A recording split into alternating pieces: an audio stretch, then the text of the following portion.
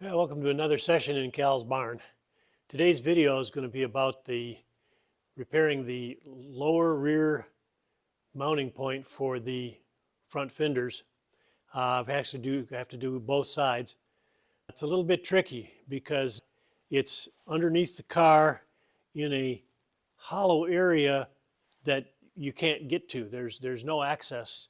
So the only way I could find to repair it was either simply weld on a new nut, which would be a little bit restrictive because the original had a nut that could be moved around in order to get it in a correct position to align the fender up, depending on how the fender was set up.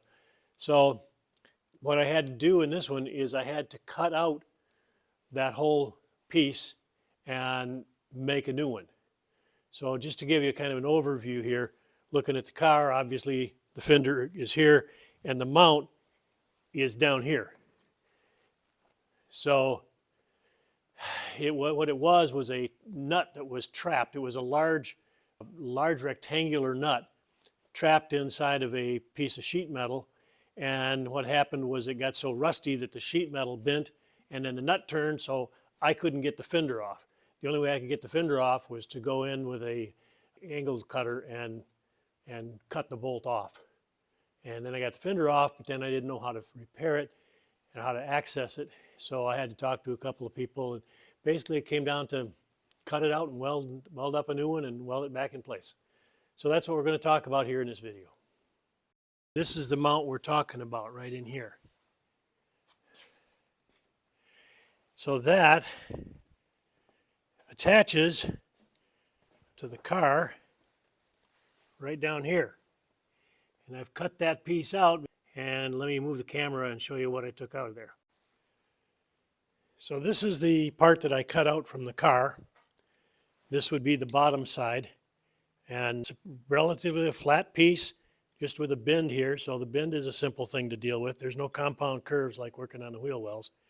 But what happened, you can see that there's the bolt through here. I had to cut the bolt off to get it out because the bolt was so rusted into that nut that instead of it turning in the nut, the forces on the nut pushed these sides out. These sides were down at 90 degrees, and you can see how much it's pushed them up. So now the whole nut rotated instead of the bolt turning in the nut, and I couldn't take it out. So I had to cut it off. And you can see that I didn't know what was on the inside originally. So my first cut was too short here. I had to move out and cut it a little further out. So I'll have to remake this piece. It shouldn't be a big deal. I'll remake that. I'll bend the sides down and probably weld the corners. These were just bent down. I'll probably bend it down and weld them on the corners, so it'll be harder for that to bend up. But it shouldn't be too big of a deal. I'm sure it'll take more time than I expect, but things usually do. So here's the new piece. I had to break this old piece apart even more in order to get the nut out that was inside there. So that other piece that was on here is missing now. But there's the new piece. This time I welded it all the way around. That thing is not coming apart. And I've fitted it into the car.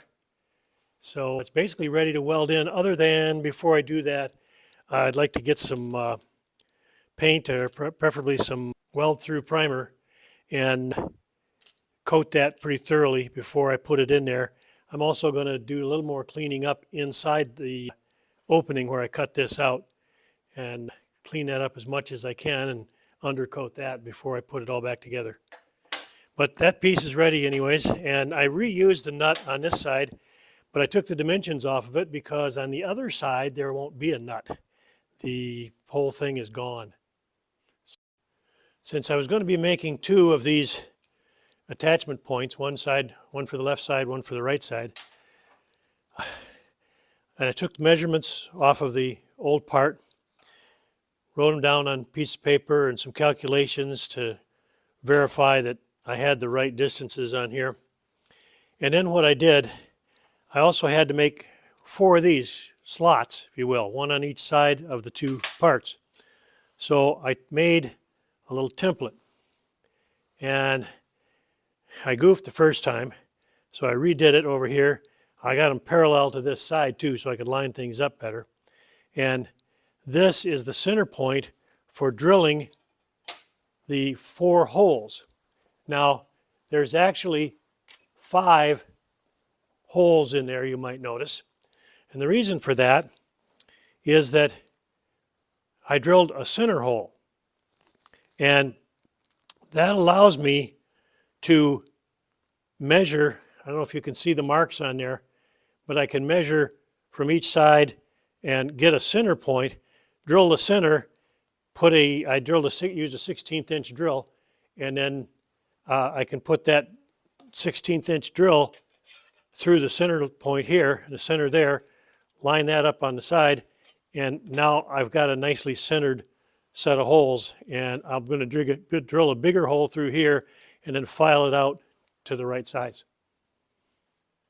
Well, as usual, after making this first part over here on the left, I've made some minor changes to the parts that I'm making for the other side. And what it amounts to is that on this part here, I couldn't get the radius as sharp on the ends here as I could on the sides.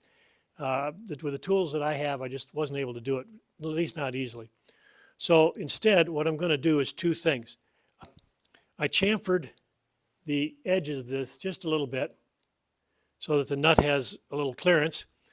Plus, the other problem that I ran into was that when you weld the corners, that weld goes in and interferes with the movement of the nut. So this time I'll just weld the straight edges and leave the corners alone.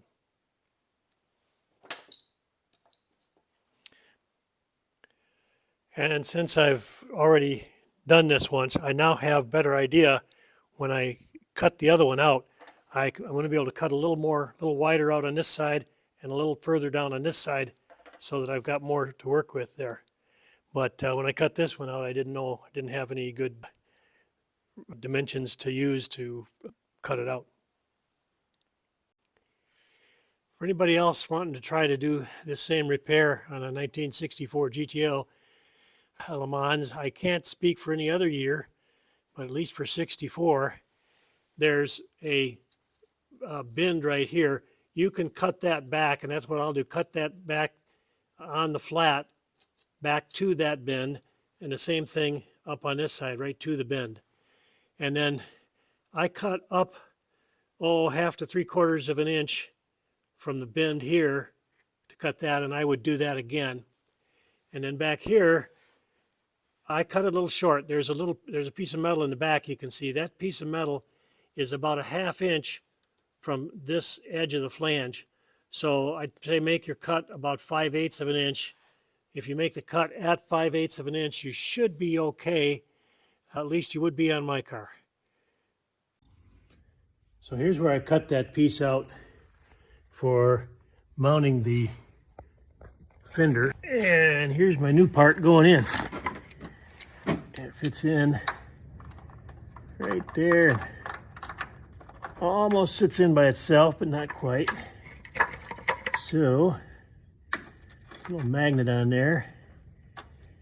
That holds it in place. And just to be sure, I'll put another one over on this corner. And once that's tacked in, we take the magnets away. The hardest part of welding this patch piece in down here is finding a place to get a good clean ground so that I can weld it. All right, the new piece is welded in, and we now have an attachment nut that can move around as needed. So that repair is now done, other than painting it, which is a long way off. But after I welded it all up, I did spray a bunch of New Hampshire oil undercoating up inside there.